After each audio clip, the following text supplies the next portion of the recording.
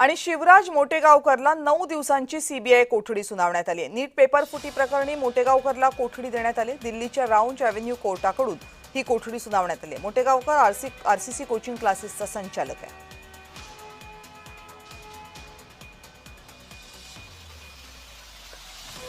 शिवराज मोटेगावकरला महाराष्ट्रामधून अटक करण्यात आलेली आहे। लातूरमध्ये मोठं प्रस्थ मानलं जातं शैक्षणिक कोचिंग क्लासेसमधलं शिवराज मोटेगावकर।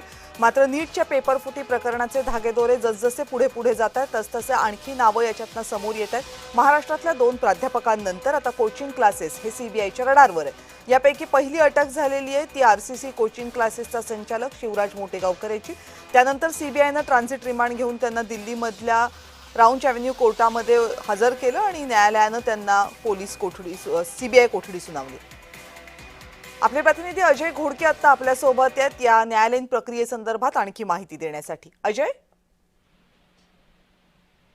आपण जर पाहिलं तर शिवराज मोटेगावकर हे आपण म्हणल्याप्रमाणे खरंच एक मोठं प्रस्थ आहे। लातूरसह महाराष्ट्राच्या अनेक जिल्ह्यांमध्ये त्या ठिकाणी आरसीसी पॅटर्न त्यांचा राबवला जातो। त्यांची क्लासेस ब्रँचेस आहेत आणि त्यात म्हणूनच मोटेगावकर यांच्या संदर्भातली ही जी चौकशी होती ती लातूरमध्ये त्यांच्या घराची झाडाझडती घेण्यात आली, क्लासची झाडाझडती घेण्यात आली आणि त्याच्यानंतर पुण्यामधून काल त्याला अटक करण्यात आली। अटक केल्याच्या नंतर सीबीआयच्या केस नंबर E0010/26 नुसार त्या ठिकाणी BNS अर्थात भारतीय न्याय संहिता आणि भ्रष्टाचार प्रतिबंधक अधिनियम आणि त्यानंतर सार्वजनिक परीक्षा अधिनियम यानुसार त्या ठिकाणी गुन्हा दाखल झालेला होता आणि सीबीआयने सांगितलेलं आहे की हा जो एकंदरीत प्रकार आहे की मोटेगावकरांनी परीक्षेच्या पूर्वीच त्या ठिकाणी विवेक पाटील नावाच्या एका व्यक्तीला त्या ठिकाणी पेपर पुरवले, त्याबरोबरच अन्य काही लोकांना ते पेपर पुरवले। त्यामुळे ही एक संघटित गुन्हेगारी आहे असं सीबीआयला वाटते आणि म्हणूनच हा जो एकंदरीत जो प्रकार आहे आणि त्याच्यानंतर बाकीच्या अन्य कुणा लोकांना